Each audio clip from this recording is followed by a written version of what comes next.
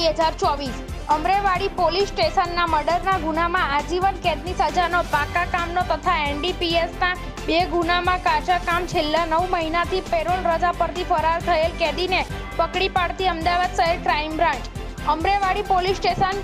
353/2008 ઇપીકો કલમ 302, 34, 114 તથા GP act કલમ 135 મુજબના ગુનામાં આજીવન કેદની સજા ભોગવતો તથા અમદાવાદ શહેર ડીસીબી પોલીસ સ્ટેશન પ્રોહી 5015/2017 એનડીપીએસ એક્ટ કલમ 8C, 20B તથા સુરત શહેર ડીસીબી પોલીસ સ્ટેશનના ડીપીએસના ગુનામાં કાચા કામનો કેદી મનીષ ઉર્ફે મંગલ